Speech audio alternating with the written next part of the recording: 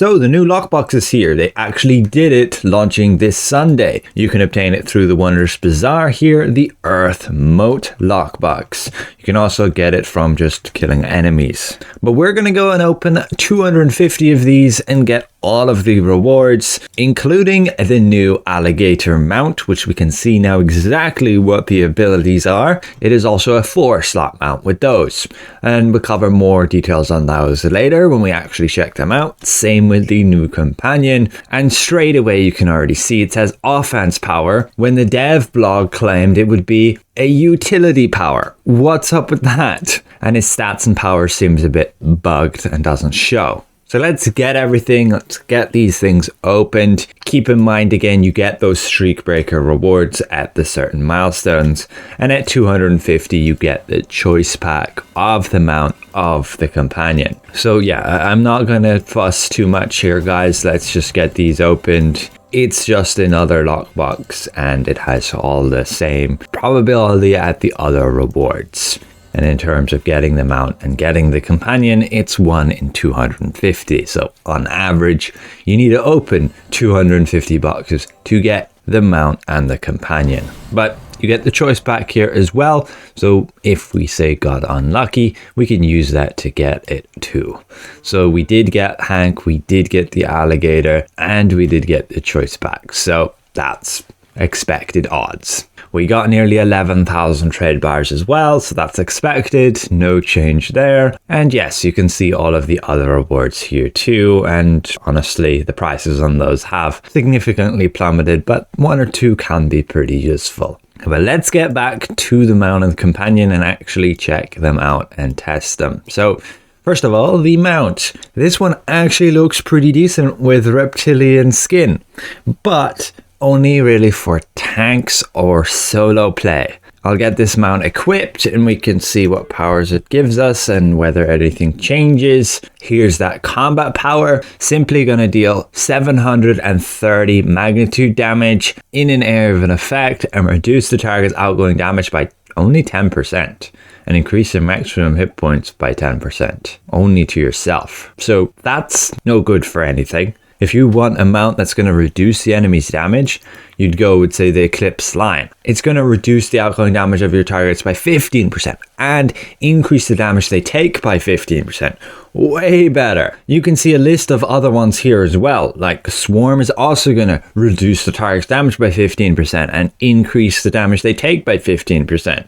The Red Dragon is going to reduce the target's critical avoidance, which means all critical hits deal more damage, and also reduce the target's outgoing damage. So we have a lot that do both and are really good at that. So this is no good. Not a power I recommend anybody use. The only potential case I see that it might be, yeah, I guess somewhat useful, is if you're a tank and you want that teeny bit of extra survivability to prep for a tank buster. But it's a power on a 60-second cooldown that you can't really crutch on to live through certain mechanics. And we just showed you the mount there as well. Honestly, it looks a bit small. What's up with that? I expected this to be a bit bigger, but that's your alligator. It's very similar to just a lizard, but with that big gaping maw. And with the spacebar animation, he's just going to roar like that. And that's it. That's your new alligator mount. Well, it looks pretty decent, and it's unique compared to what we've had before, other than similar to lizards. And in combat here, we can go and cast this thing. Just quickly check our HP.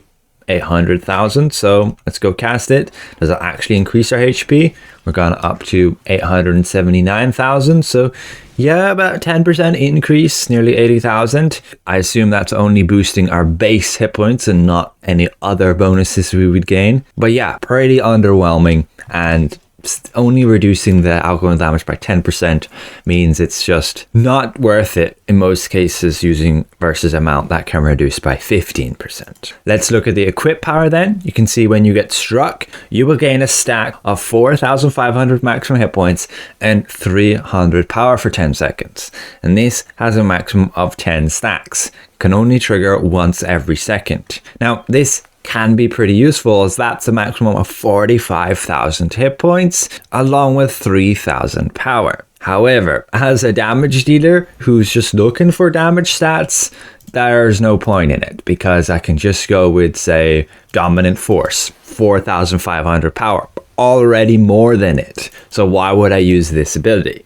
Only for the hit points. And guys, 45,000 hit points, honestly not going to be much, and it's generally not going to save you, especially these days. On maxed out builds, people are well over 1 million hit points, and that's just on damage dealers. Healers will have more, and tanks substantially more. So 45,000 is not exactly a lot. Sure, if you want to min-max HP on a tank, go for it. But you are giving up team support that you could otherwise provide through like Runic Aura. You give everybody these stats. Hack Tactics as well, or Mystic Aura. So unless you really just need the personal gains here of a little bit more hit points, it's totally not worth it. But having a look here, again, 805,000 hit points, we get struck, we gain one of those stacks. We get hit again, we get another stack. So yes, it reliably stacks up, and we can see our HP is indeed increasing. This should get to 850,000.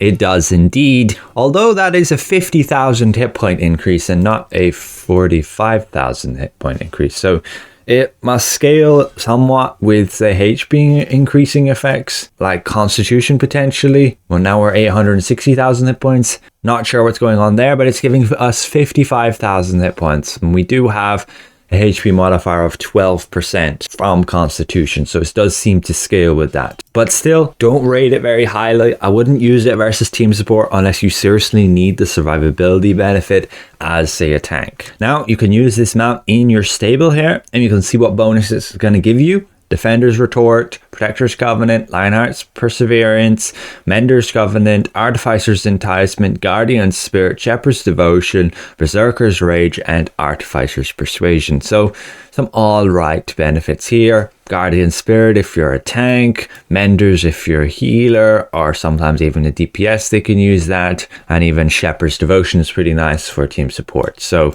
it seems, yeah, a very support-orientated mount. If you want to get the preferred item level boost, the only bonuses you can use is Shepherd's Devotion, Artificer's Persuasion. But now let's jump to the companion. We have Hank the Ranger. Again, some reason giving an offense power instead of a claimed utility power. And the devs were also spouting that he is a S tier companion, ensuring you dominate in every fight. His stats and powers now properly show for me. You can see he's just going to loose an arrow, dealing damage in a small area, firing multiple arrows, piercing enemies in a cone, and then raining down arrows in a specific location. So let's go and bind him, and we can see how effective he actually is. So let's have a look at some of his abilities there. This is the arrow that should be able to hit multiple targets. This is the rain of arrows. And then the multi-shot is very similar. You just saw it there to his single shot. And it's a minuscule arc of only 35 degrees with a range of 45 feet. So let's get him tested out and ranked on my companion document. If he wants to be S tier, he honestly needs to be within the top 10, top 15 here, and provide a very good team support effect, which we can already confirm he doesn't provide any team support effect. So his damage gotta be seriously good. In endgame groups right now, they don't even use the top damage dealers here, like say Blaspheme Assassin, Wiggins, Mage Slayer, Xuna, because all of these have no support effect. Yes, the Blaspheme Assassin actually kind of does, but it's so minuscule that you're just better off with these ones. And some of them have okay damage, and even with all that damage being missed, these bonuses generally make up for that by boosting the entire team's stats, contributing to the actual players dealing more damage, not just having a companion that does a little bit more. This guy is so slow, the log keeps resetting, so I'm going to have to have myself keep attacking the target, so we're always in combat and the log doesn't reset. So he's very slow. 2 minutes into the test and me just with my at-wills is dealing more damage than him. He's only got like 13,000 DPS. That's pretty miserable. That means they categorize these damage companions categorized as S tier. So anything rank 180 or up is supposedly S tier in the eyes of the devs. But sure, you could argue he's not meant to be great within single target. He's a multi-target centric companion, as all of his abilities should be able to hit multiple guys. Sure, no problem. Let's go test that out then instead, because this is very miserable. So here we have 5 targets and he's got to kill them all within record time. Let's see how well he does. When they're really tightly grouped up, he can do some okay damage to them, hitting multiple with his single shot ability, the energy shot, and the cone attack can hit a few of them.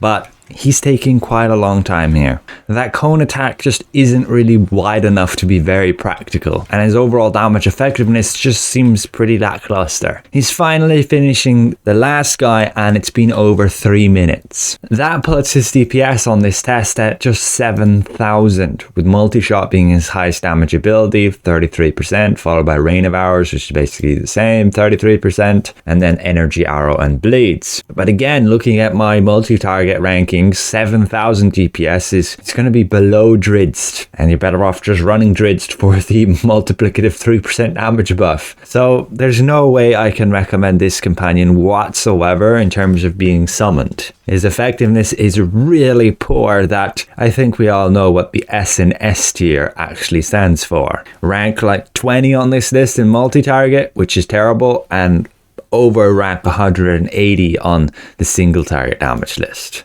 Now the actual Hank's aim bonus that you can gain, 25% chance on hit to cause your target to bleed for 225 magnitude physical damage over 4 seconds, is exactly the same as you find on the Were-Rat Thief, on the Tomb Spider, on the Rat Pup. So yeah, it's nothing game changing there. We all know that those bonuses are alright.